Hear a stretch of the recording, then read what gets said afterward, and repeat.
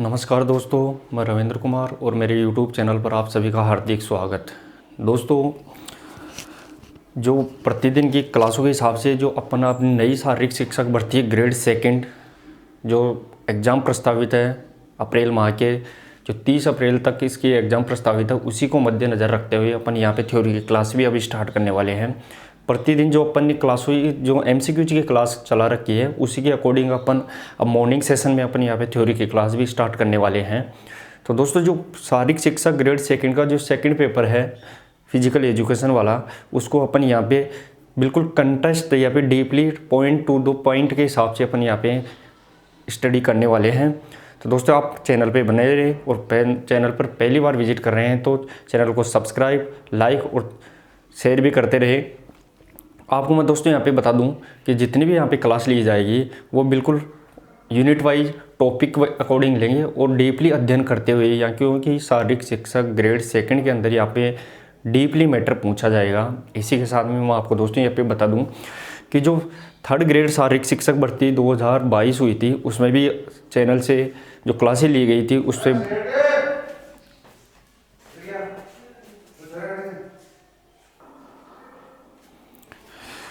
उसमें भी अपन ने यहाँ पे बहुत से क्वेश्चन डायरेक्ट सीधे पूछे गए थे पेपर के अंदर। तो मैं आपको विश्वास दिलाता हूँ कि अब की बार भी जो शारीरिक शिक्षा ग्रेड सेकंड की एग्ज़ाम होगी, उसमें जो फिजिकल एजुकेशन का पेपर यानी सेकंड पेपर होगा, उसमें बहुत शानदार तरीके से अपन यहाँ पे स्टडी करवाएंगे और एग्जाम में ज़्यादातर हो सके यहाँ पे क्वेश्चन सीधे सीधे पूछ लिए जाएंगे। जो आज का जो इम्पोर्टेंट टॉपिक रहने वाला है वो रहेगा दोस्तों यहाँ पे किन्सोलॉजी एंड बायोमैकेनिक्स। किन्सोलॉजी जिसे अपन हिंदी में गतिकी विज्ञान कहते हैं और बायोमैकेनिक्स को अपने यहाँ पे जैव यांत्रिकी कहते हैं। इन दोनों को रिलेट यानी को रिलेट करते हुए उनका पढ़ेंगे अपन यहाँ पे।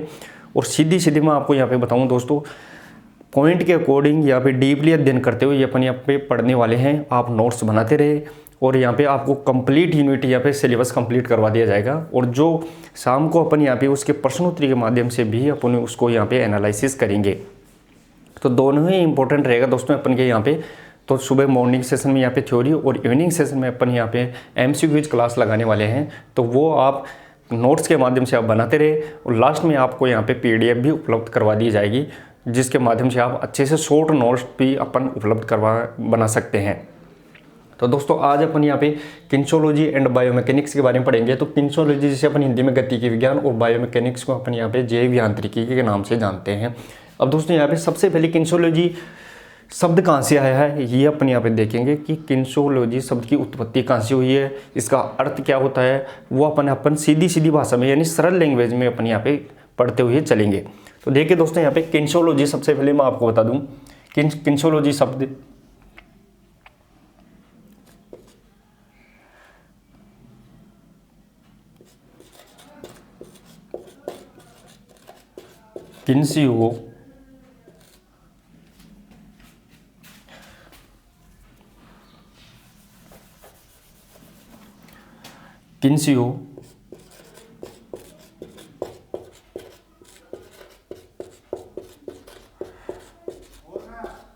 किन्सियोलॉजी शब्द की उत्पत्ति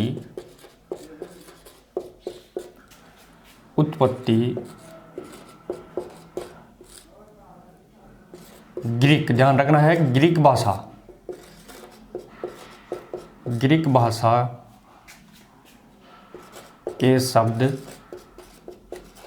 के शब्द कौन सा है?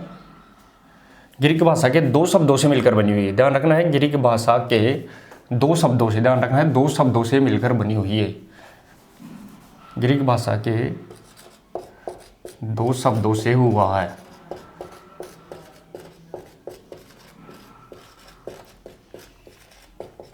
तो दोस्तों, यहाँ पे पहली लाइन यहाँ पे निकल के आ गई यहाँ पे कि किन्सोलॉजी शब्द की उत्पत्ति ग्रीक भाषा के दो शब्दों से हुआ। ग्रीक भाषा, ध्यान रखना है, भाषा कौन सी है? तो ग्रीक भाषा से ये इंपॉर्टेंट पूछा जाता है कि कौन सी भाषा के शब्द से उत्पत्ति हुई है। तो ग्रीक भाषा के शब्दों से इसकी उत्पत्ति हुई है। तो ग्रीक भाषा के दो शब्द कौन कौन से हैं? तो ग्रीक भाषा के दो शब्द है दोस्तों यहाँ पे। पहला शब्द है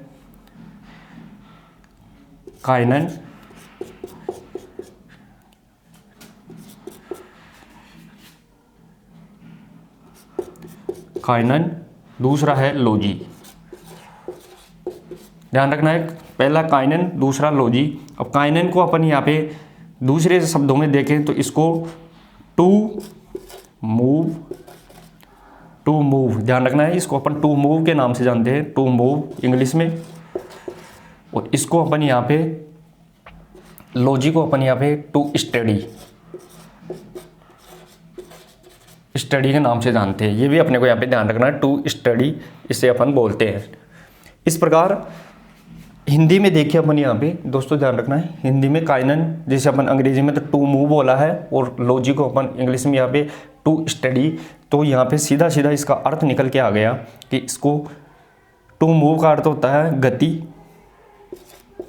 इसे अपन गति बोलते हैं।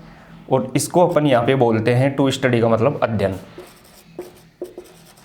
अध्ययन।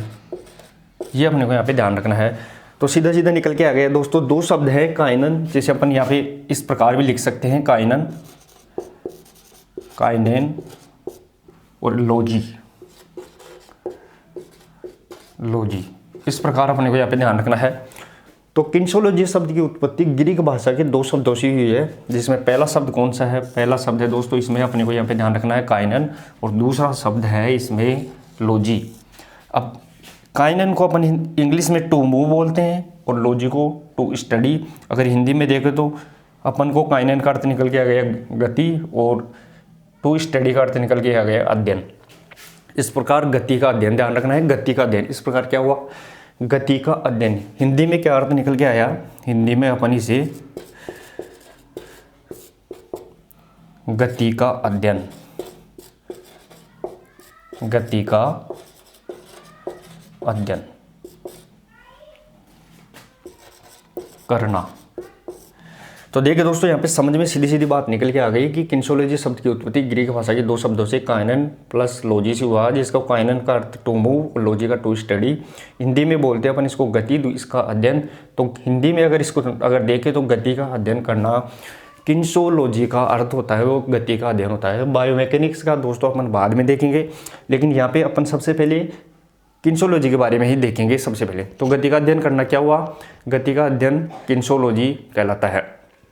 इसी के साथ में दोस्तों अगर गति का अध्ययन मानव के संदर्भ में करें तो वो मानव गति विज्ञान कहलाता है।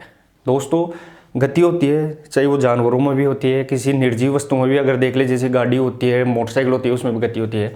लेकिन गति अगर मानव के संदर्भ में हो जाए तो उसे अपन मानव गति की विज्ञान के नाम से जानते हैं। तो अगला पॉइंट आएगा, जब गति का अध्ययन, जब गति का अध्ययन मानव के संदर्भ में होता है, मानव या मनुष्य के संदर्भ में, मानव के संदर्भ में होता है तो उसे मानव गति विज्ञान कहते हैं, मानव गति विज्ञान कहते हैं। ये अपने को यहाँ पे ध्यान रखना है, मानव गति विज्ञान कहते हैं। तो अपन यहाँ पे सीधा सीधा देख लिया दोस्तों कि गति का अध्ययन, किन्शोलॉजी का अर्थ क्या निकल के आया, गति का अध्ययन या गति की विज्ञान, ध्यान है। लेकिन अगर जब गति का अध्ययन अपन मानव के संदर्भ में होता है तो उसे अपन मानव गति की विज्ञान कहते हैं। ये अपने को यहाँ पे ध्यान रखना है। इसी के साथ में दोस्तों एक बार आप इसका स्क्रीनशॉट ले लीजिए, फिर मैं इसके आगे के बारे में बता देता हूँ एक बार थोड़ा सा।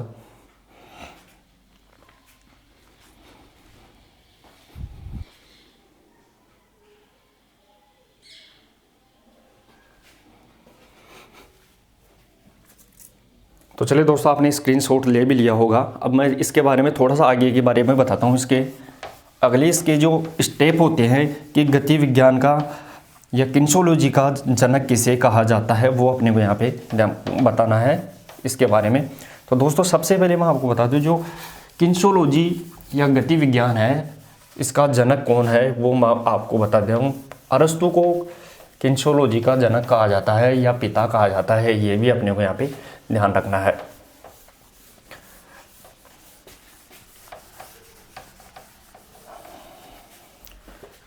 तो चलिए दोस्तों अब इसके बारे में अपन अगला टॉपिक के बारे में देखते हैं कि किन्शोलॉजी जो जनक है, तो किन्सियोलॉजी का जनक किसे कहते हैं? किन्सियोलॉजी का जनक या पिता अरस्तु है। सबसे इंपॉर्टेंट बात रहेगी दोस्तों यहाँ पे किन्सियोलॉजी का जनक कौन है, तो वो अरस्तु रहेगा। ये भी अपने को यहाँ पे ध्यान रखना है, अरस्तु किन्सियोलॉजी का जनक है। इसी के साथ में दोस्तों अरस्तु क्या है, तो अरस्तु प्राचीन यूनान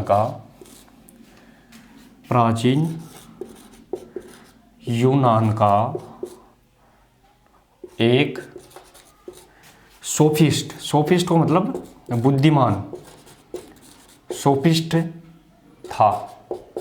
सोफिस्ट का मतलब क्या होता है? बुद्धिमान, यानी बुद्धिमान व्यक्ति था। एक प्राचीन यूनान का क्या था? बुद्धिमान। ध्यान रखना है, बुद्धिमान, जिसे अपन सोफिस्ट के नाम से जानते हैं, बुद्धिमान था। इसी के साथ में दोस्तों जो अरस्तु है, अरस्तु ने प्राचीन यूनान में एक विद्यालय खोला जिसका नाम था लाइसियम। ये भी अपने को यहाँ पे ध्यान रखना है। तो अरस्तु ने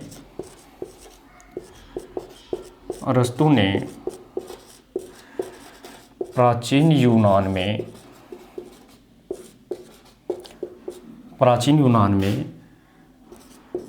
एक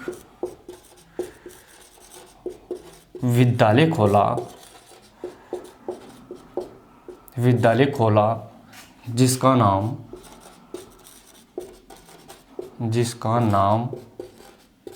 लाइसियम था। जिसका नाम क्या था, वो अपने को यहाँ पे ध्यान रखना है, लाइसियम था।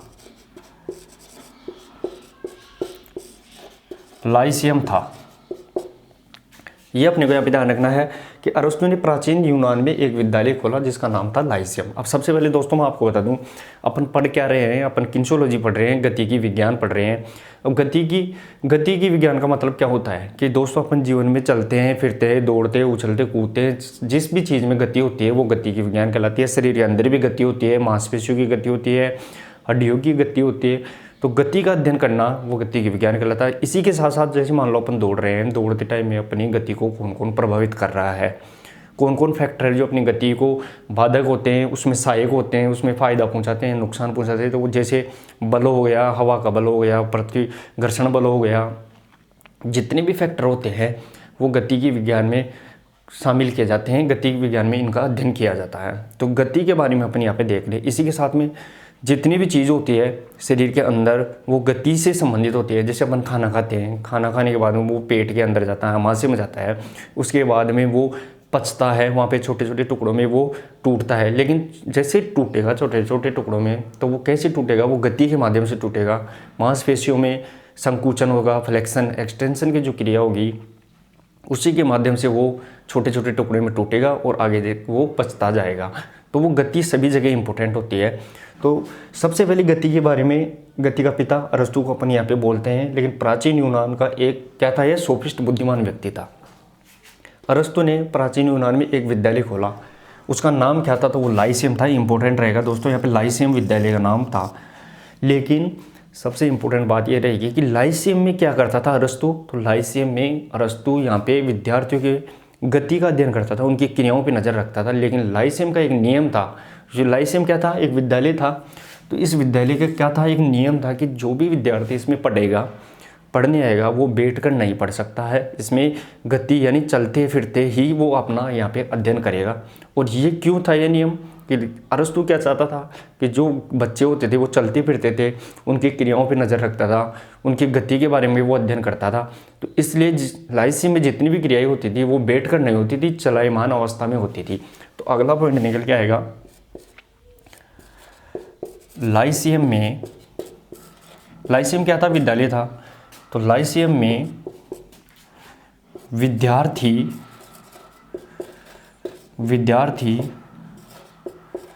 बैठकर नहीं पढ़ते थे, बल्कि गतिमान अवस्था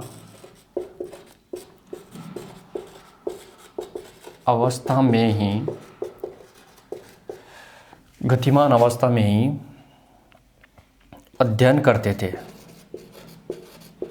अध्ययन करते थे, ये अपने को यहाँ पे ध्यान रखना है। तो लाइसियम में बैठ कर नहीं पढ़ते थे, कोई भी विद्यार्थी था वो बैठ कर नहीं पढ़ता था, बल्कि वो गतिमान अवस्था मतलब चलता फिरता ही रहता था। तो ये क्रियाएं कौन देखता था? ये अरस्तु इन सब क्रियाओं पे नज़र रखता था। इसी के साथ में दोस्तों मैं आपको बताऊं, जो अरस्तु ने सबसे पहले ये क्रियाएं, जो अध्ययन है गति का अध्ययन, वो किस पे किया था? तो सबसे पहले अरस्तु ने जो अध्ययन किया था वो पशुओं पे किया था। इसलिए अरस्तु को यहाँ पे जैव वैज्ञानिक के नाम से भी जानते हैं, जीव विज्ञान का पिता भी इसे अपन यहाँ पे बोल सकते हैं, क्योंकि सबसे पहले यहाँ पे किन्सोलॉजी का पिता तो अपन यहाँ पे अरस्तु को बोल ही रहे हैं, लेकिन जीव विज्ञान का पिता भी अपन यहाँ पे अरस्तु को बोलते हैं, क्योंकि जो उसने अध्ययन किया जानवरों के ऊपर, कि उसने देखा कि जानवर के अंदर, मान लो जैसे कोई, उसने एक गाय को देखा, तो गाय जो मूत्र मार्ग तक, जो मूत्राशय तक जो मूत्र आता है गाय का, वो बाहर कैसे आ रहा था। उसने देखा कि जो शरीर के अंदर ऐसी बहुत सी मांसपेशियाँ होती है, उसमें फ्लेक्शन एक्सटेंशन की क्रियाएं होती है, जिसके माध्यम से उसका मूत्र मार्ग के द्वारा यहाँ तक बाहर तक आता है। तो उसने देखा कि जो भी क्रियाएं होगी शरीर में, वो कुछ न कुछ गति के द्वारा होती है। तो फ्लेक्शन और एक्सटेंशन की गति के द्वारा मूत्र का विसर्जन किया गया है जानवर के द्वारा, पशु के द्वारा, तो वो गति की अवस्था कहलाती है। इसलिए अरस्तु को यहाँ पे अपने जीव विज्ञान का पिता भी कहते हैं। अरस्तु को जीव विज्ञान का पिता भी कहते हैं, ये भी अपने को यहाँ पे ध्यान रखना है। तो अरस्तु को यहाँ पे जीव विज्ञान का पिता भी कहते हैं, अरस्तु को अपन यहाँ पे किन्सोलॉजी का पिता भी या जनक भी कहा जाता है, ये अपने को यहाँ पे ध्यान रखना है। तो एक बार आप इसका स्क्रीनशॉट ले लीजिए, फिर इसके बारे में अपन अगली फैक्ट और देखते हैं।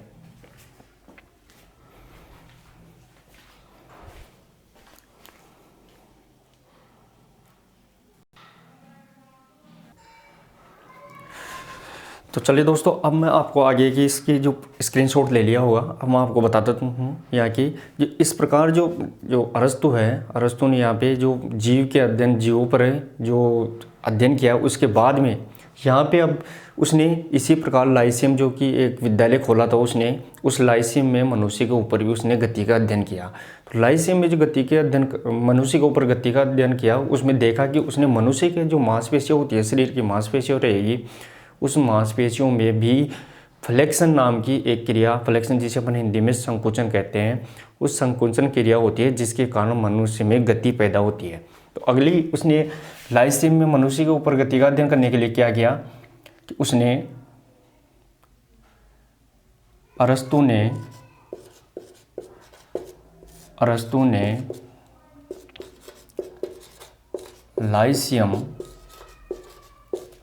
लाइसियम विद्यालय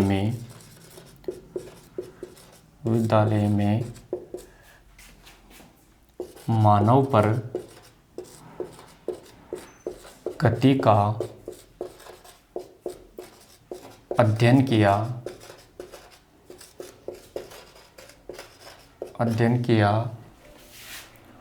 और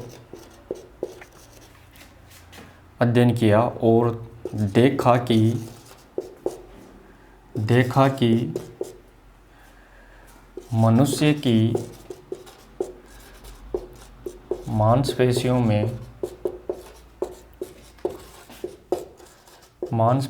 में फ्लेक्शन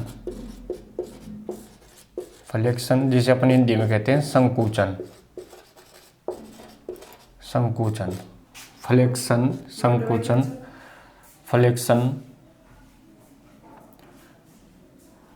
फ्लेक्शन की क्रिया होती है।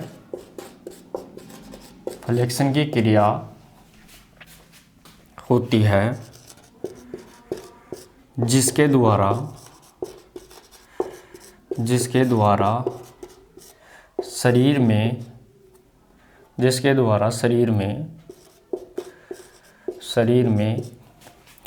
गति पैदा हो जाती है, ये अपने को यहाँ पे ध्यान रखना, पैदा हो जाती है। तो दोस्तों अपन ये भी क्या देखा कि अरस्तु ने लाइसियम विद्यालय, जो लाइसियम यूनान में उसने प्राचीन विद्यालय खोला था, जिसमें नियम था कि कोई भी विद्यार्थी यहाँ पे बैठकर क्या नहीं कर सकता, अध्ययन नहीं कर सकता है। तो वो चलता फिरता अध्ययन करेगा। तो उसने देखा कि मनुष्य के जो मांसपेशियाँ होती है, उन मांसपेशियों में फ्लेक्शन नाम की एक क्रिया होती है। फ्लेक्शन जिसे अपन संकुचन कहते हैं हिंदी में। उस फ्लेक्शन की क्रिया के कारण ही शरीर में क्या होती है, गति पैदा हो जाती है। ये अपने को यहाँ पे ध्यान रखना।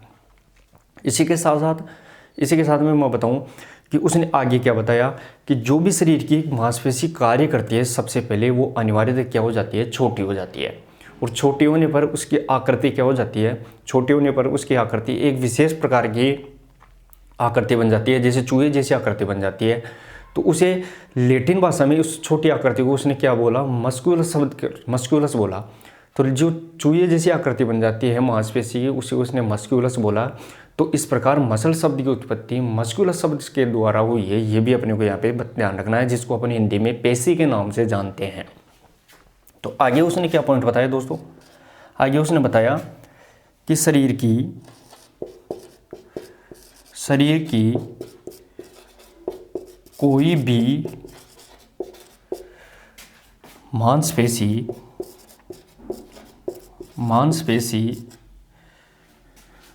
कार्य शुरू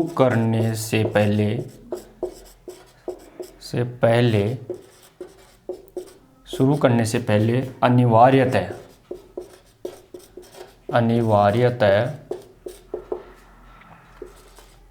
छोटी होती है,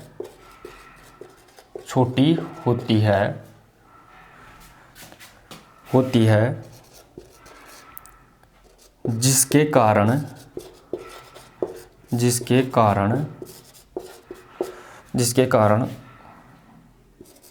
उसकी एक विशेष आकृति बन जाती है, एक विशेष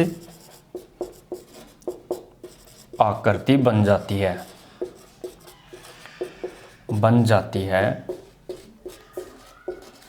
चूहे जैसी।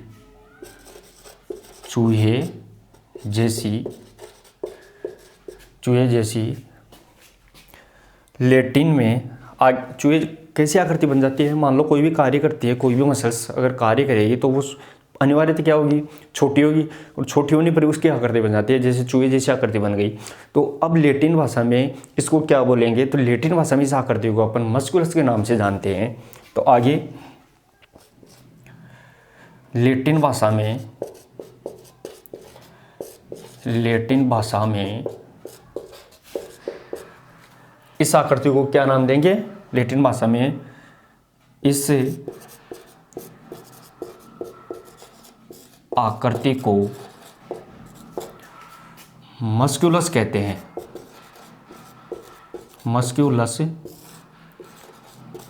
हैं, ये अपने को यहाँ पे ध्यान रखना है, मस्कुलस कहते हैं।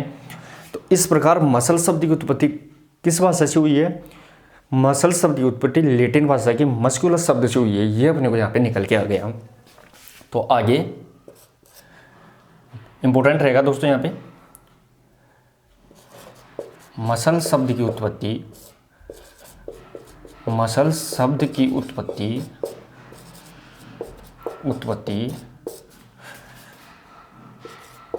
लैटिन भाषा के शब्द लैटिन भाषा का कौन सा शब्द है, मस्कुलस से हुई है, जिसे पेशी कहते हैं। पेशी हिंदी में क्या बोलेंगे, इसे पेशी कहते हैं। ये अपने को यहाँ पे ध्यान रखना, पेशी कहते हैं। इंपॉर्टेंट रहेगा दोस्तों, ये अपने को यहाँ पे ध्यान रखना है कि मसल शब्द की उत्पत्ति है, वो मसल शब्द की उत्पत्ति कौन सी भाषा के शब्द, तो लैटिन भाषा का कौन सा शब्द है, मस्कुलस। ये अपने को यहाँ पे ध्यान रखना है, मस्कुलस से हुई है, जिसके अपन हिंदी में पेशी कहते हैं। ये भी अपने को यहाँ पे ध्यान रखना है। तो दोस्तों अपन यहाँ पे इस स्लाइड में क्या क्या देखा कि अरस्तु ने लाइसियम विद्यालय में मानव की गति के अध्ययन किया और देखा कि मनुष्य की मांसपेशियों में फ्लेक्शन की क्रिया होती है। गति कैसी होती है, उसने देखा कि फ्लेक्शन की क्रियाओं के द्वारा उसमें गति होती है।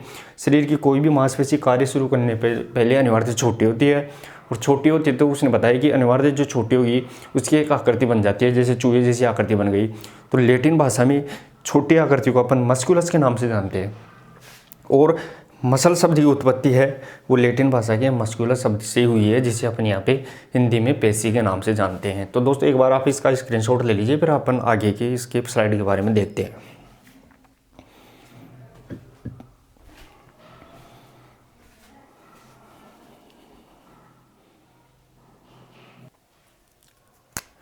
तो चलिए दोस्तों, आपने स्क्रीनशॉट ले लिया है। अब अपन यहाँ पे आगे की कार्रवाई देखते हैं कि अब अरस्तु ने गति के विज्ञान में हमें क्या क्या इसके बारे में और बताया। अपन अब इसके वन लाइनर, इसके फैक्ट देखते हैं।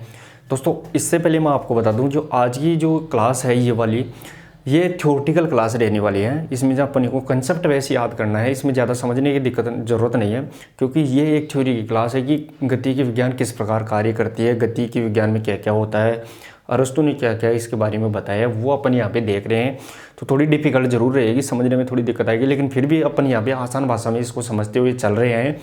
तो ये थ्योरी की क्लास है। इसमें ज़्यादातर प्रश्न यहाँ पे सीधा सीधा पूछ लिया जाता है कि किन्सोलॉजी का अर्थ क्या होता है, तो गति की विज्ञान होता है, कितने शब्दों से मिलकर बना है, 2 शब्दों से मिलकर बना है गति, जिसमें काइनन प्लस लॉजी के अपन यहाँ पे जानते हैं। कौन सी भाषा का शब्द है, तो वो ग्रीक भाषा के शब्द से मिलकर किन्सोलॉजी की उत्पत्ति हुई है। ये ज़्यादातर यहाँ पे पूछ लिए जाते हैं सीधे सीधे प्रश्न।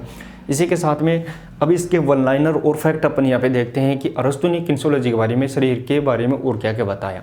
तो सबसे पहले दोस्तों मैं आपको बता दूँ यहाँ पे कि अरस्तु ने बताया कि शरीर में एक संतुलन की अवस्था भी होती है, शरीर में एक संतुलन की अवस्था भी होती है, जो हमें गति के दौरान भी उसे बनाना पड़ता है। जैसे मान लो अपन भाग रहे हैं, भागते भागते अपन गिर सकते हैं, पर तो वो गिरेंगे क्यों नहीं, क्योंकि भागने के दौरान भी शरीर में संतुलन अपने को बनाना पड़ता है। तो ये बताने के किसने बताया सबसे पहले, तो ये अरस्तु ने बताया कि शरीर में गति के दौरान भी एक संतुलन की अवस्था होती है। आगे अरस्तु ने बताया कि गति के दौरान शरीर के जो अन्य संतुलन को बिगाड़ने वाली कारक है, जैसे हवा का दबाव हुआ, घर्षण बल हुआ, ये अगर फैक्टर नहीं होते तो भी अपनी संतुलन अवस्था बिगड़ सकती है। तो इसके बारे में किसने बताया, वो भी अरस्तु ने बताया। साथ ही साथ दोस्तों अरस्तु ने यह भी बताया कि शरीर में जो संतुलन की अवस्था होती है वो एक काल्पनिक एदर से रेखा बनाती है, एदर से पॉइंट बनाता है, एदर से बिंदु बनाता है, जिसे अपन CG यानी सेंटर ऑफ ग्रेविटी के नाम से जानते हैं। तो दोस्तों शरीर में संतुलन की अवस्था बनाए रखने के लिए जिम्मेदार कौन होता है, तो वो CG होती है। इसके बारे में भी किसने बताया, तो वो अरस्तु ने ही बताया है। तो ये तीनों अपन यहाँ पे देखते हैं वन लाइनर के बारे में। तो सबसे पहला पॉइंट बताया, अरस्तु ने ही सबसे पहले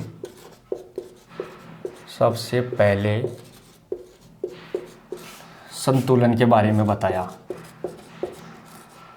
संतुलन के बारे में बताया। ये अपने को यहाँ पे ध्यान रखना है, बारे में बताया। तो सबसे पहले संतुलन के बारे में किसने बताया, तो वो अरस्तु ने बताया कि शरीर में संतुलन की अवस्था होती है, ये अपने को यहाँ पे ध्यान रखना है। इसके अलावा अरस्तु ने क्या बताया कि शरीर संतुलन को प्रभावित करने वाले कारक जैसे हवा, घर्षण बल, जो गुरुत्वाकर्षण बल, ये शरीर के संतुलन को बिगाड़ते हैं। तो शरीर के संतुलन को प्रभावित करने वाले कारकों के बारे में भी किसने बताया, वो अरस्तु ने बताया। शरीर की संतुलन अवस्था को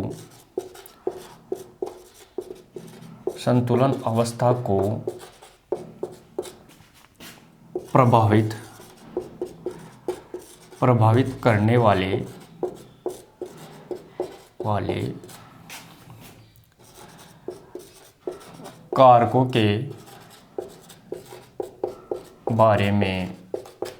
कारकों के बारे में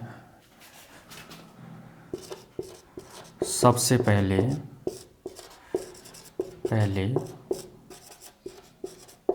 अरस्तु ने ही बताया।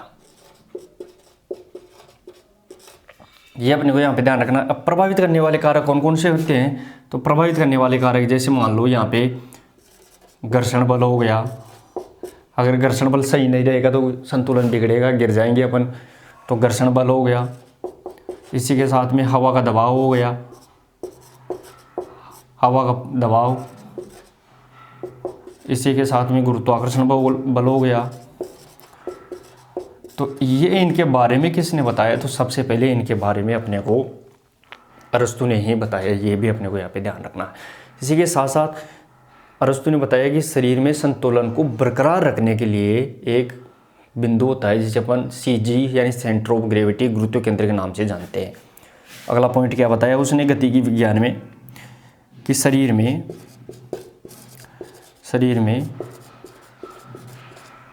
संतुलन को बनाए रखने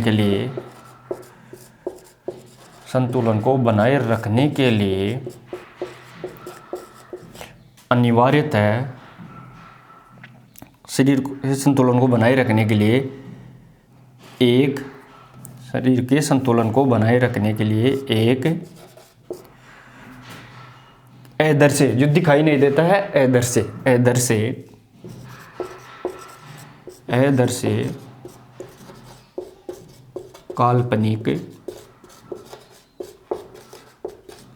काल्पनिक बिंदु होता है, बिंदु CG, काल्पनिक बिंदु CG, जिसे अपन सेंटर ऑफ ग्रेविटी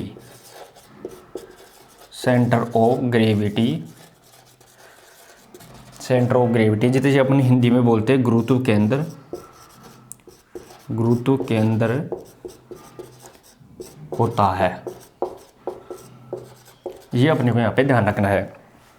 तो दोस्तों अपन ने 3 फैक्ट और देखे। इन तीनों फैक्टों के बारे में भी सबसे पहले किसने बताया? तो वो अरस्तु ने बताया है, किन्सोलॉजी के माध्यम से, गतिकी विज्ञान के माध्यम से। क्या क्या बताया कि अरस्तु ने ही सबसे पहले संतुलन के बारे में बताया कि शरीर में संतुलन की अवस्था होती है, कि शरीर ऐसे ही थोड़ी दौड़ता है। अगर शरीर में संतुलन नहीं होगा तो वो किधर भी गिरेगा, पड़ेगा इधर। तो शरीर में संतुलन की अवस्था के बारे में सबसे पहले किसने बताया? वो अरस्तु ने बताया। इसी के साथ में शरीर की संतुलन अवस्था को प्रभावित करने वाली कारक, कि ये कारक अगर फैक्टर प्रभावित करेंगे तो भी संतुलन की अवस्था बिगड़ेगी। तो ये इसके बारे में सबसे पहले किसने बताया? वो भी अरस्तु ने बताया। आगे शरीर में संतुलन को बनाए रखने के लिए एक आदर्श काल्पनिक, एक दिखाई नहीं देती है लेकिन वो काल्पनिक है, एक बिंदु होता है शरीर के अंदर CG, तो वो गुरुत्व केंद्र होता है जिसके कारण शरीर में संतुलन बना रहता है। और ये CG कहाँ होता है? सबसे पहले तो ये शरीर में CG वहाँ होगा, आगे अपन इसके बारे में देखेंगे, एनाटॉमी किन्सोलॉजी के बारे में आगे भी और देखते रहेंगे। तो CG शरीर में कहाँ होता है? जहाँ सबसे ज़्यादा द्रव्यमान पाया जाता है, जहाँ सबसे ज़्यादा वजन होता है शरीर में, वहाँ पर CG होता है। ये अलग से टॉपिक है, गुरुत्व के अंदर CG, इसके बारे में अपन बाद में अलग से पढ़ेंगे। तो लेकिन ये इसके बारे में सबसे पहले बताया किसने है? तो वो अरस्तु ने ही बताया है। ये अपने को यहाँ पे ध्यान रखना है। इसी के साथ में दोस्तों यहाँ पे किन्सोलॉजी के बारे में एक पॉइंट और बचता है, उसको भी अपन देख लेते हैं, फिर अपन यहाँ पे बायोमैकेनिक्स के बारे में पढ़ेंगे। तो सबसे अगला पॉइंट कौन सा निकल के आ रहा है दोस्तों यहाँ पे, कि जो अरस्तु है उसने किन्सोलॉजी की खोज कब की थी, ये भी अपने को यहाँ पे ध्यान रखना है। क्योंकि अरस्तु को अपन किन्सोलॉजी के क्या मानते हैं? अरस्तु को अपन यहाँ पे किन्सोलॉजी का पिता मानते हैं। तो अरस्तु ने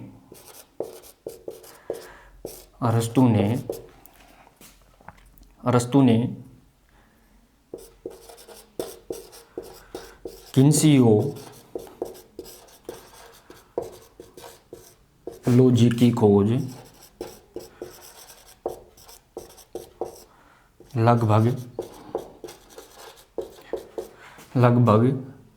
300 BC, ध्यान रखना है, 300 BC पूर्व की थी। ये अपने को यहाँ पे ध्यान रखना है। तो अरस्तु ने किन्सोलॉजी की खोज कब की थी? तो वो लगभग 300 ईसा यानी बिफोर क्राइस्ट, ईसा के जन्म से पहले, यानी 300 ईसा पूर्व। यहाँ पे BC का मतलब हो गया ईसा पूर्व, ये अपने को यहाँ पे ध्यान रखना है। तो 300 ईसा पूर्व यहाँ पे किन्सोलॉजी की खोज की थी, ये अपने को यहाँ पे ध्यान रखना है। इस प्रकार दोस्तों अपन ने किन्सोलॉजी के बारे में लगभग देख लिया है। अब अपन इसके बारे में देखेंगे कि बायोमैकेनिक्स क्या होती है साथ में, जो किन्सोलॉजी के साथ में ही इसको पढ़ा जाता है। तो अपने एक बार इसका स्क्रीनशॉट ले लीजिए, फिर बायोमैकेनिक्स के बारे में देखते हैं कि ये किन्सोलॉजी को किस प्रकार सहायक होती है, किन्सोलॉजी में किस प्रकार सहायता प्रदान करती है।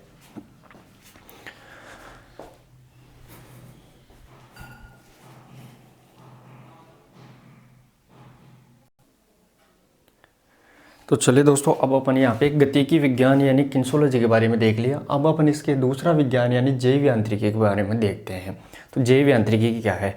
जैव यांत्रिकी को अपन यहाँ पे बायोमैकेनिक्स के नाम से जानते हैं। तो सबसे पहले मैं आपको बताऊं दोस्तों, जो जैव यांत्रिकी है या बायोमैकेनिक्स है, ये किन्सोलॉजी का सहायक विज्ञान है। यानी किन्सोलॉजी के अंदर ही इसको अप्लाई करके इसका अध्ययन किया जाता है, इसका काम में लिया जाता है। तो जैव यांत्रिकी अलग से काम में नहीं आती है, ये किन्सोलॉजी यानी गतिकी विज्ञान के साथ ही काम में आती है। ये अपने को यहाँ पे ध्यान रखना है। तो सबसे पहला पॉइंट क्या निकल के आ गया कि जो बायोमैकेनिक्स है या जैव यांत्रिकी है, ये किन्सोलॉजी का सहायक विज्ञान है। सबसे पहला पॉइंट अपने को यहाँ पे ये लिखना है, जैव यांत्रिकी। जैव यांत्रिकी किन्सियो, ध्यान रखना है, किन्सियोलॉजी का सहायक विज्ञान है। सहायक विज्ञान है यानी इसके साथ में ही काम करता सहायक विज्ञान है। ये अपने को यहाँ पे ध्यान रखना है।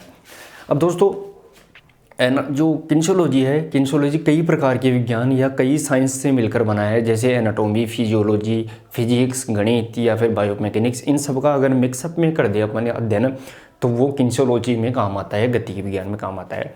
तो सबसे पहला पॉइंट अपन यही निकाल लिया कि जैव यांत्रिकी किन्सोलॉजी का सहायक विज्ञान है। ये अपने को यहाँ पे ध्यान रखना है।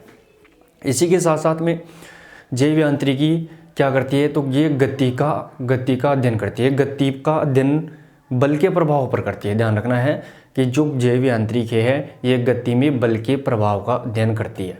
दूसरा पॉइंट, एक बार आप इसको लिखना, फिर दोबारा से समझाता हूँ मैं कि जैव यांत्रिकी क्या करती है। जैव यांत्रिकी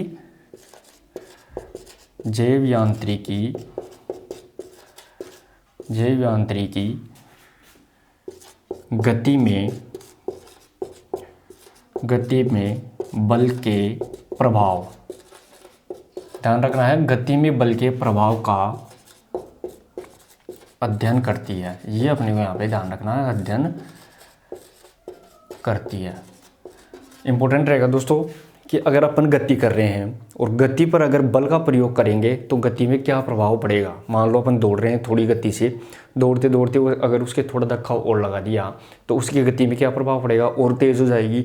तो ये जो गति पर बल का प्रभाव पड़ा है, इस बल का अध्ययन किस में किया जाता है, तो वो जैव यांत्रिकी या बायोमैकेनिक्स में किया जाता है। ये बता रहा है यहाँ पे कि गति में बल के प्रभाव का अध्ययन जैव यांत्रिकी में किया जाता है। इसी के साथ साथ में अगर मानव की गति, ध्यान रखना है, मानव की गति पर बल का प्रभाव हो जाए तो उसे अपन जैव यांत्रिकी कहते हैं। ध्यान रखना है दोस्तों, यहाँ पे सबसे पहले इसमें दोस्तों यहाँ पे जैव यांत्रिकी नहीं आएगा, यहाँ पे यांत्रिकी आएगा कि यांत्रिकी गति में बल के प्रभाव का अध्ययन करती है। यांत्रिकी को मैकेनिक्स के नाम से जानते हैं, बायोमैकेनिक्स के नाम से जानते हैं। तो यांत्रिकी गति में बल के प्रभाव का अध्ययन करती है, यानी गति पर बल का प्रभाव क्या हुआ। अगर गति है, थोड़ा सा धक्का और लगा दिया तो गति और तेज़ हो जाएगी। तो ये जो प्रभाव पड़ा है इसका अध्ययन किस में किया जाता है, यांत्रिकी में। लेकिन अगर मानव की गति पर बल का प्रभाव का अध्ययन करना है तो वो जैव यांत्रिकी या बायोमैकेनिक्स में काम में लिया जाएगा। तो यहाँ पे जैव शब्द ध्यान रखना है दोस्तों, जैव शब्द आएगा वो मानव के संदर्भ में आएगा, और यांत्रिकी शब्द है वो सिर्फ बल के संदर्भ में आएगा। ये भी अपने को यहाँ पे ध्यान रखना है। अगला पॉइंट आएगा, जब बल का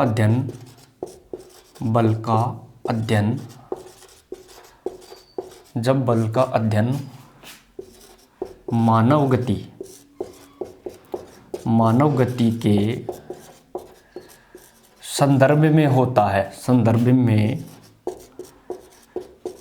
है तो उसे जैव यांत्रिकी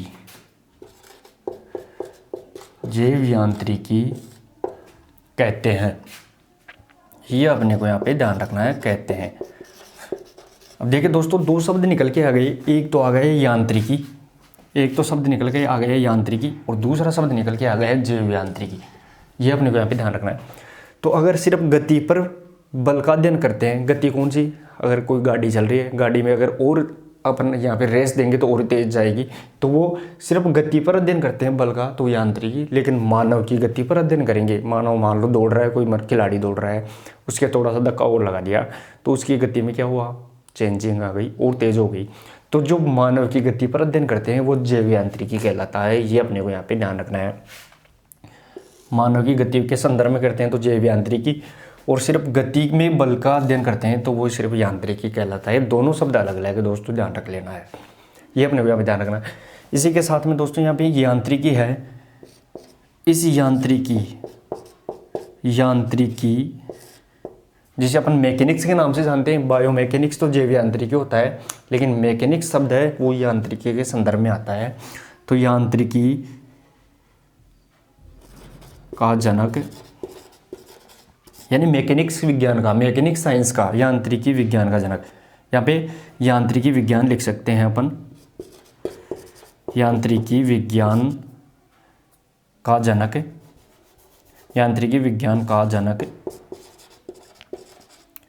जनक किसे कहते हैं, गैलीलियो को। ध्यान रखना है, यांत्रिकी विज्ञान का जनक गैलीलियो।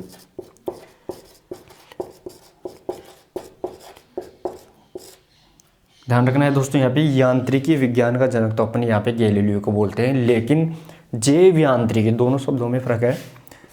जैव यांत्रिकी यानी बायोमैकेनिक्स, जैव यांत्रिकी का जनक, जैव यांत्रिकी का जनक किसे बोलेंगे अपन, वो अल्फांसो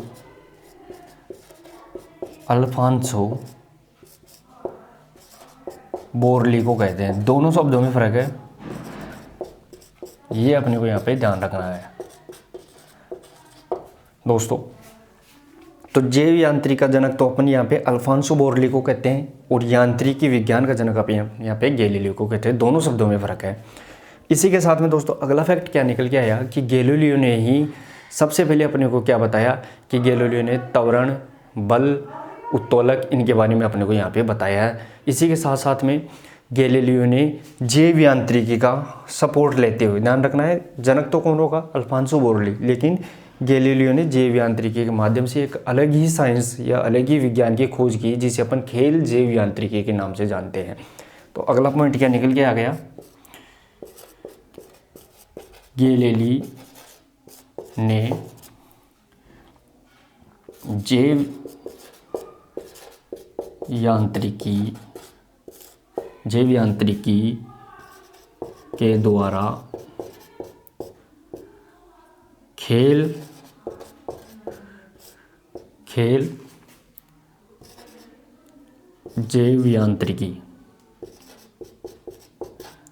जैव यांत्रिकी विज्ञान की खोज की।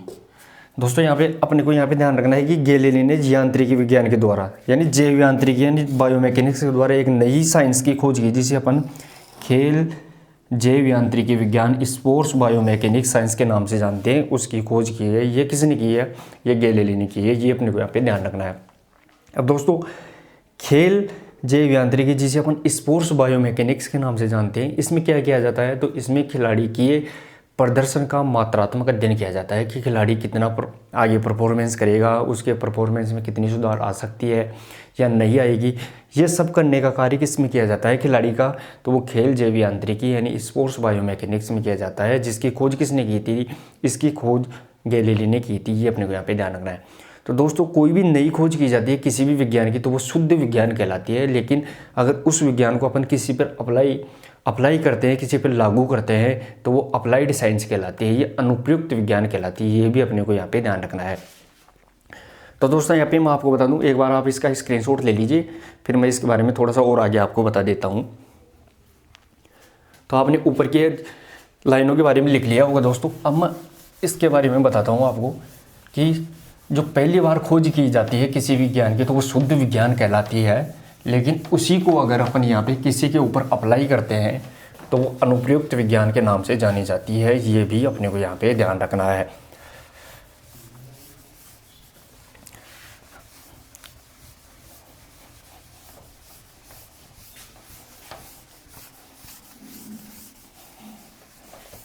तो चलिए दोस्तों, अभी आपके मैं इसके बारे में बताता हूँ कि जो खेल जैव यांत्रिकी स्पोर्ट्स बायोमैकेनिक्स की खोज किसने की थी? गैलीलियो ने की थी। किसके द्वारा? जैव यांत्रिकी के द्वारा, बायोमैकेनिक्स के द्वारा की थी। लेकिन खेल जैव यांत्रिकी में, खेल जैव यांत्रिकी विज्ञान में खिलाड़ी की प्रदर्शन क्षमता का मात्रात्मक अध्ययन किया जाता है। मात्रात्मक अध्ययन किया जाता है, ये अपने को यहाँ पे ध्यान रखना है, अध्ययन किया जाता है। मात्रात्मक मतलब क्या हुआ दोस्तों? यहाँ पे मात्रात्मक मतलब हुआ कि उसके प्रदर्शन में कितना कमी आई है या बढ़ा है, तो उसको अपन यहाँ पे देख सकते हैं। कमी या वृद्धि होना मात्रात्मक अध्ययन कहलाता है। तो ये किस में हुआ? ये स्पोर्ट्स बायोमैकेनिक्स, खेल जैव यांत्रिकी विज्ञान में हुआ। ये अपने को यहाँ पे ध्यान रखना है। इसी के साथ में दोस्तों, खेल जैव यांत्रिकी विज्ञान के द्वारा और क्या किया जा सकता है? तो खेल जैव यांत्रिकी विज्ञान है, स्पोर्ट्स बायोमैकेनिक्स है। इसके द्वारा अपन यहाँ पे खेलों के अंदर जो जितने भी फैक्टर काम करते हैं, जैसे दूरी, त्वरण, विस्थापन, संवेग, इनके बारे में अपन यहाँ पे अध्ययन करते हैं। तो वो भी अध्ययन खेल जैव यांत्रिकी विज्ञान के द्वारा ही किया जाता है। जैसे मान लो यहाँ पे दूरी है, अब दूरी किसे कहते हैं? तो वो जैव यांत्रिकी विज्ञान या बायोमैकेनिक्स के अंदर ही आएगी दोस्तों। दूरी क्या होती है? जब एक बिंदु से अंतिम बिंदु, यानी प्रारंभिक बिंदु से अंतिम बिंदु के बीच की दूरी को अपन दूरी के नाम से जानते हैं। ये लिख सकते हैं अपन दूरी के बारे में कि प्रारंभिक बिंदु। लेकिन इससे पहले मैं दोस्तों आपको बता दूं कि दूरी और विस्थापन, इन फैक्टरों को अपन यहाँ पे पढ़ेंगे। तो ये किसमें किया जाता है इनका अध्ययन? तो ये बायोमैकेनिक्स या खेल जैव यांत्रिकी, स्पोर्ट्स बायोमैकेनिक्स विज्ञान में इनका अध्ययन किया जाता है। ये भी अपने को यहाँ पे ध्यान रखना है। तो इनका अध्ययन किस में किया जाएगा? दूरी का अध्ययन, क्योंकि खिलाड़ी कितनी दूर दौड़ रहा है, तो इसका मेजरमेंट कैसे निकालेंगे? तो इसका मेजरमेंट अपन खेल जैव यांत्रिकी विज्ञान के द्वारा ही निकालेंगे। तो दूरी क्या होती है? तो दूरी के अंदर अपन देखते हैं प्रारंभिक बिंदु से अंतिम बिंदु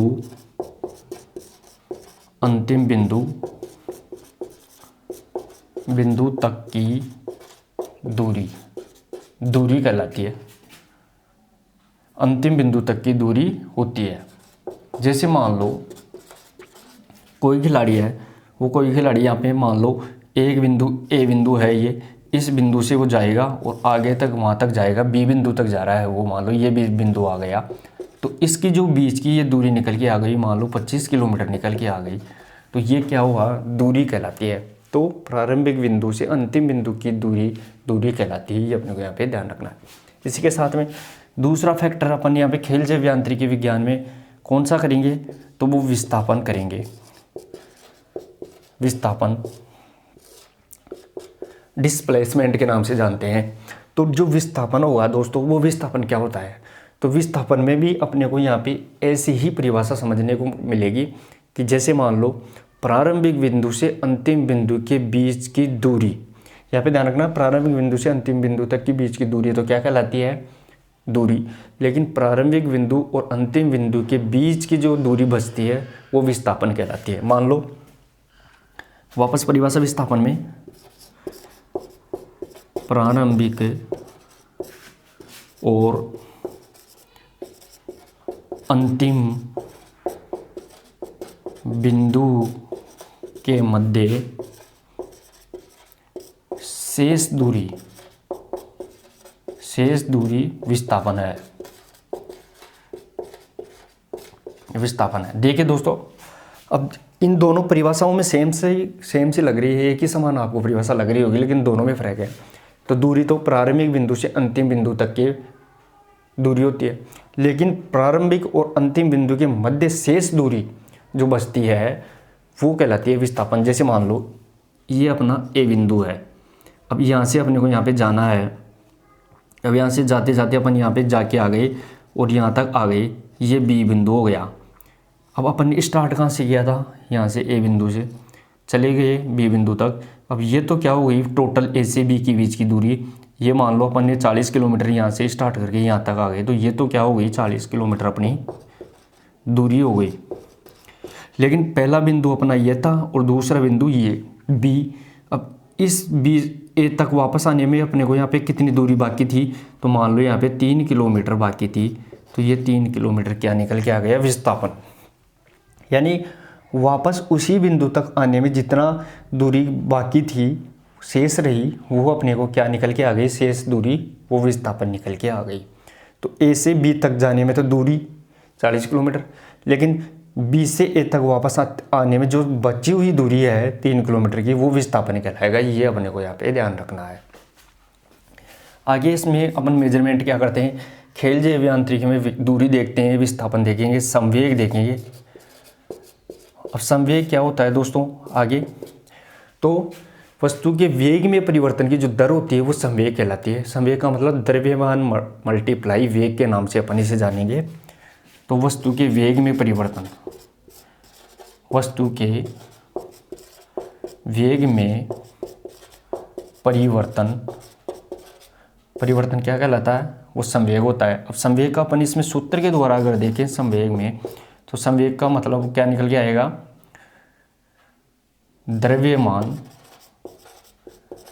द्रव्यमान गुणा वेग, ये संवेग होता है। ये अपने को यहाँ पे ध्यान रखना है। तो दोस्तों इस प्रकार अपन ने यहाँ पे बायोमैकेनिक्स के बारे में भी देखा है कि बायोमैकेनिक्स एक खेल जैव यांत्रिक विज्ञान है, वो किन्सोलॉजी के साथ में मिलकर ही अपने यहाँ पे काम करती है। तो दोस्तों इस प्रकार अपन ने यहाँ पे इसके बारे में देख लिया।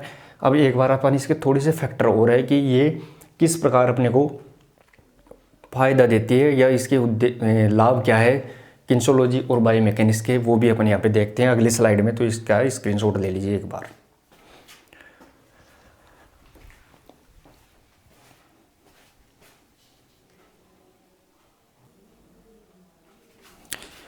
चलिए दोस्तों अब देखते हैं अपन किन्सोलॉजी के उद्देश्य। यहाँ पे अपना अगला लास्ट टॉपिक बचता है किन्सोलॉजी का, वो रहेगा यहाँ पे किन्सोलॉजी के उद्देश्य।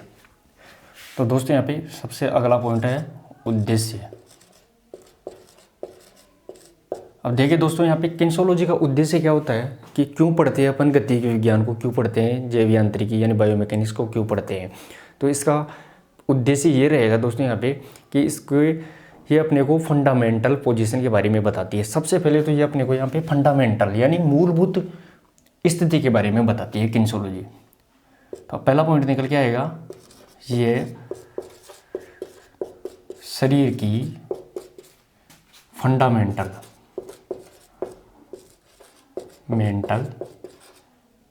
जिसे अपन हिंदी में बोलते हैं मूलभूत, फंडामेंटल पोजीशन के बारे में बताती है।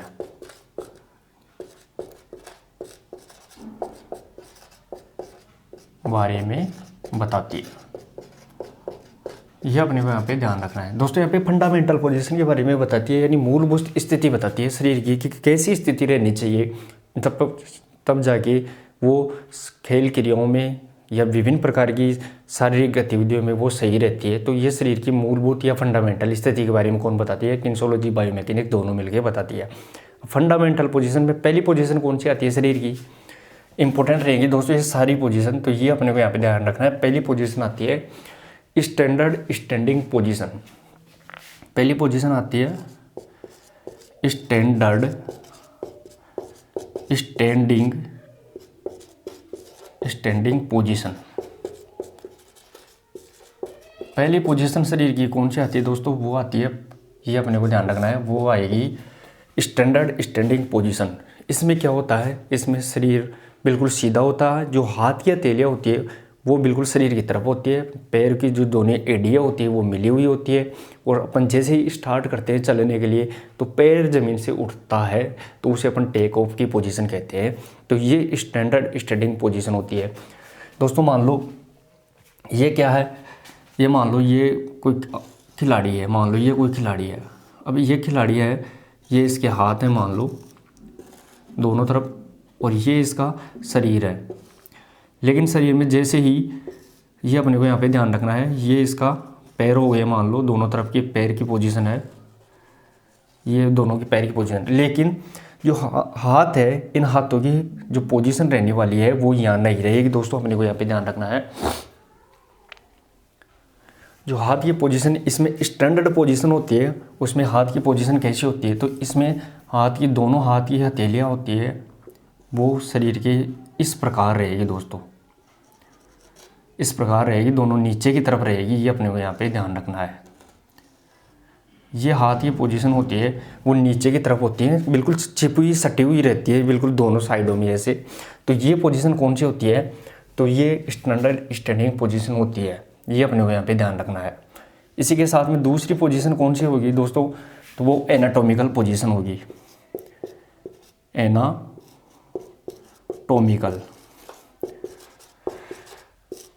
पोजीशन, इसके बारे में भी अपने को किनेसियोलॉजी बायोमैकेनिक्स बताती है। एनाटॉमिकल पोजीशन क्या होती है, तो एनाटॉमिकल पोजीशन में जो हाथ की हथेलियाँ होती है दोस्तों, जो हाथ की हथेलियाँ ये जो सामने की तरफ होती है दोनों, यानी हाथ की हथेलियाँ शरीर की तरफ ना होकर अब सामने की तरफ होगी। ये अपने को यहाँ पे ध्यान रखना है, सामने की तरफ हो जाती है दोनों हथेलियाँ। तो ये हथेलियाँ सामने की तरफ रहेगी खुली इस प्रकार, तो ये एनाटॉमिकल पोजीशन होती है। और ये किस में काम आती है ये पोजीशन, तो आपने मेडिकल साइंस के अंदर या चिकित्सा विज्ञान में देखा होगा, जो स्टैचू होते हैं, जो क्या नाम कंकाल होते हैं स्केलेटल वाले, तो वो अपने को यहाँ पे सीधी हथेलियाँ सामने करके दिखाते हैं, तो वो एनाटॉमिकल पोजीशन होती है। ये दूसरी पोजीशन होती है। आगे तीसरी पोजीशन शरीर की, जिसके बारे में किनेसियोलॉजी बताती है अपने को, वो तीसरी रहेगी एंटीरियर। एंटीरियर ध्यान रखना है दोस्तों, एंटीरियर। तो एंटीरियर का मतलब क्या होता है, शरीर को सामने से देखना। अब अगर शरीर को सामने से देख रहे हैं तो वो एंटीरियर पोजीशन है। मान लो ये शरीर है, तो इसमें अपन यहाँ पे एंटीरियर भाग से देख रहे हैं, अपनी इसको सामने के भाग से देख रहे हैं, तो ये एंटीरियर होता है। जो सामने से दिख रहा है मेरा पोजीशन वो एंटीरियर है, और जो पीछे नहीं दिख रहा है मेरा बैक पोर्शन, वो कौन सा वो पोस्चर पोजीशन होता है। तो अगली पोजीशन कौन सी आती है, अगली आती है पोस्टीरियर। ये अपने को यहाँ पे ध्यान रखना है। तो अगली पोजीशन पोस्टीरियर, यानी पीछे की तरफ से अगर शरीर को देखते हैं, बैक पोर्शन जो अपने को दिखाई नहीं दे रहा है, इसका पीछे वाला, मेरे जो पीछे वाला पोर्शन नहीं दिख रहा है, वो पोस्टीरियर पोजीशन होती है। तो एंटीरियर शरीर को सामने से देखना, पोस्टीरियर शरीर को पीछे से देखना। इसी के साथ में स्टैंडर्ड स्टैंडिंग पोजीशन, इसमें शरीर की बिल्कुल सीधा रहता है, एड़ियाँ चिपी हुई और दोनों हथेलियाँ शरीर की तरफ होती है। एनाटॉमिकल पोजीशन में शरीर की हथेलियाँ सामने की तरफ होती है। ये अपने को यहाँ पे देखना है। इसी के साथ में अगली पांचवी पोजीशन कौन सी आती है, तो वो लेटरल आती है। ये अपने को यहाँ पे ध्यान रख रहा है, लेटरल। अब लेटरल में क्या है, तो लेटरल में दोस्तों शरीर को साइड से, दोनों साइड के हिस्से से, यानी इस साइड से किसी भी चीज़ को, मान लो ये मार्कर है, इसको अपन सामने से ना देख के इस साइड से देख रहे हैं, साइड के भाग से, तो उसे अपन लेटरल पोजीशन के नाम से जानते हैं। तो लेटरल में शरीर की कौन सी स्थिति होती है, साइड की होती है, पार्श्व स्थिति होती है। ये अपने को यहाँ पे ध्यान रखना है। अगली पोजीशन आती है, वो आती है सुपीरियर। सुपीरियर, ये अपने को यहाँ पे ध्यान रखना है। तो सुपीरियर पोजीशन में शरीर को किस प्रकार देखते हैं, तो सुपीरियर पोजीशन में शरीर को अपन ऊपर से नीचे की तरफ देखते आते हैं। यानी सबसे पहले अपन सिर की तरफ देखेंगे, फिर नीचे देखते देखते देखते नीचे की तरफ आएंगे। तो ऊपर से नीचे की तरफ देख रहे हैं तो वो सुपीरियर पोजीशन कहलाती है। यानी किसी भी चीज़ को डायरेक्ट ऊपर से देखना और उसके टॉप टू बॉटम, यानी ऊपर से नीचे तक जाना, ये उसकी क्या कहलाएगी, तो वो इसकी सुपीरियर पोजीशन कहलाएगी। ये अपने को यहाँ पे ध्यान रखना है। अगली पोजीशन नंबर 7 आती है, वो रहेगी दोस्तों यहाँ पे इन्फीरियर। इन्फीरियर, ये अपने को ध्यान रखना है, इन्फीरियर।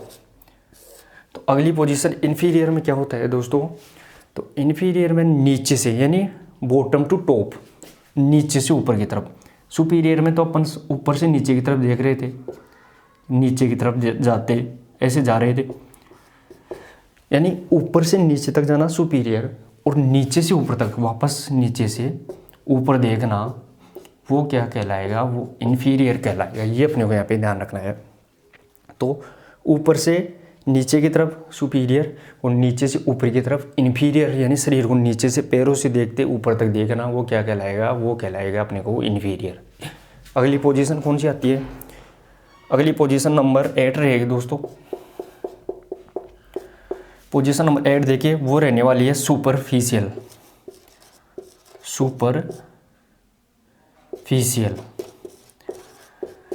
अब सुपरफिशियल पोजीशन क्या होती है दोस्तों शरीर की, तो सुपरफिशियल पोजीशन में शरीर के बिल्कुल पास के अंगों को अपन देखते हैं। मान लो ये त्वचा है, त्वचा के बिल्कुल पास के अंग है, उनको अगर अपन महसूस कर पा रहे हैं, जैसे मान लो ये कोई वेन्स से सिराए हैं शरीर की नस, जिनमें रक्त बहता है, ब्लड बहता है, धमनियाँ है, तो वो अपन यहाँ पे स्पर्श कर पा रहे हैं, उनको महसूस कर पा रहे हैं, तो वो सुपीरियर पोजीशन कहलाएगी सुपरफिशियल।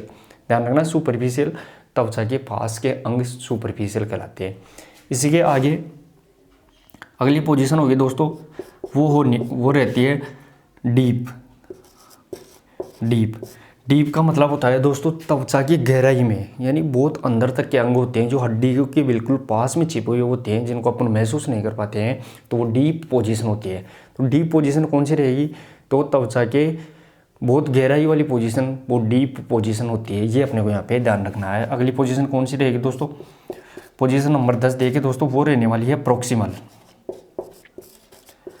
प्रोक्सिमल, प्रोक्सिमल का मतलब होता है दोस्तों यहाँ पे नाभि से पास की ओर। मान लो ये नाभि है, नाभि है, तो इस नाभि से जितने पास के अंग, यानी अपन यहाँ से देखते देखते इस नाभि के पास में जाएंगे अंगों को, तो नाभि के पास के अंग होते हैं वो प्रोक्सिमल अंग कहलाएगी, ये ध्यान रखना है। नाभि के पास के अंग प्रोक्सिमल, नाभि के दूर से अंग, यानी नाभि से अपन आगे तक जाएंगे देखते देखते, तो वो क्या कौन से अंग कहलाएंगे, वो डिस्टल कहलाएंगे, ये अपने को यहाँ पे ध्यान रखना है। तो अगला कौन सा हुआ, डिस्टल, ये अपने को यहाँ पे ध्यान रखना है। तो डिस्टल का मतलब है नाभि से दूर के अंग, यानी नाभि से बाहर के अंग होते हैं वो डिस्टल कहलाते हैं, ये अपने को यहाँ पे ध्यान रखना है। तो इसके आगे जो पोजीशन नंबर 12 आती है दोस्तों, वो रहने वाली है prone supine position. Supine, supine का मतलब होता है दोस्तों यहाँ पे सीधा लेटना। मान लो अपन सो रहे हैं और सोते टाइम में अपन अपना जो सिर है वो आकाश की तरफ है, तो वो सुपाइन होता है। मान लो हथेली है, हथेली का अब आकाश की तरफ देखना, ये सुपाइन, और नीचे ज़मीन की तरफ घूमना, ये प्रोन पोजीशन कहलाती है। यानी हथेली का आकाश की तरफ घूमना सुपाइन, और नीचे की ज़मीन की तरफ घूमना ये प्रोन पोजीशन कहलाती है, ये अपने को यहाँ पे ध्यान रखना है। अगली पोजीशन नंबर 13 देखिए दोस्तों, वो होती है प्रोन। प्रोन का मतलब होता है दोस्तों हथेली का ज़मीन की तरफ घूमना, प्रोन पोजीशन, यानी उल्टा, और सीधा लेटना वो सुपाइन पोजीशन होता है, ये अपने को यहाँ पे ध्यान रखना है। तो दोस्तों एनाटोमी में अपन ने ये इसके उद्देश्य देख लिए, किन्सोलॉजी में अपन ने उद्देश्य देखे हैं कि शरीर की फंडामेंटल यानी मूलभूत पोजीशन के बारे में बताती है। अब मूलभूत पोजीशन ये होती है शरीर की, ये अपने को यहाँ पे ध्यान रखना है। शरीर की 13 मूलभूत पोजीशन अपन ने देख ली है, जिसमें पहली स्टैंडर्ड स्टैंडिंग पोजीशन, जिसमें बिल्कुल खिलाड़ी सीधा खड़ा रहता है, हथेलियाँ शरीर की तरफ होती है, ज़मीन के एडिया बिल्कुल टच रहती है, ये अपने को यहाँ पे ध्यान रखना है। दूसरी पोजीशन एनाटॉमिकल पोजीशन, इसमें हथेलियाँ बिल्कुल सामने की तरफ होती है, ये अपने को यहाँ पे ध्यान रखना है। अगला एंटीरियर, इसमें शरीर को सामने की तरफ से देखते हैं, वो एंटीरियर भाग होता है। पोस्टीरियर, शरीर का पीछे वाला भाग जो दिखाई नहीं देता वो पोस्टीरियर भाग होता है। और लेटरल का मतलब साइड को साइड से देखना, ये लेटरल पोजीशन होती है। सुपीरियर पोजीशन मतलब शरीर के बिल्कुल, सुपीरियर का मतलब ऊपर से नीचे की तरफ देखना शरीर के अंगों को, और इन्फीरियर का मतलब नीचे से ऊपर की तरफ अंगों को देखना, इन्फीरियर पोजीशन कहलाती है। सुपरफिशियल बिल्कुल त्वचा के पास के अंग होते हैं, डीप त्वचा के गहराई के अंग होते हैं, और इसी के साथ में प्रोक्सिमल जो नाभि से पास की ओर, नाभि से पास के अंग प्रोक्सिमल, और नाभि से दूर के अंग होते हैं वो डिस्टल कहलाते हैं। सुपाइन पोजीशन जिसमें शरीर सीधा लेटता है, आकाश की तरफ सिर होता है, तो वो कहते हैं, उसे कहते हैं अपन सुपाइन पोजीशन। और शरीर या हथेली का ज़मीन की तरफ घूमना वो प्रोन पोजीशन कहलाता है। तो दोस्तों इस प्रकार अपन ने जीव गतिकी विज्ञान यानी किन्सोलॉजी और बायोमैकेनिक्स जैव यांत्रिकी विज्ञान के बारे में अपन ने एक ही क्लास में कंप्लीट अध्ययन कर लिया है। और अगर समझ में आई है दोस्तों क्लास, तो आप क्लास को शेयर, लाइक और चैनल को सब्सक्राइब करें, और प्रतिदिन अपन यहाँ पे क्लास लेते रहेंगे। थ्योरी की, और शाम को अपन यहाँ पे एमसीक्यूज क्लास भी लेते रहेंगे। तो मिलते हैं दोस्तों नेक्स्ट और इम्पोर्टेंट प्रश्नोत्तरी क्लास के साथ। तब तक के लिए धन्यवाद। Thank you so much.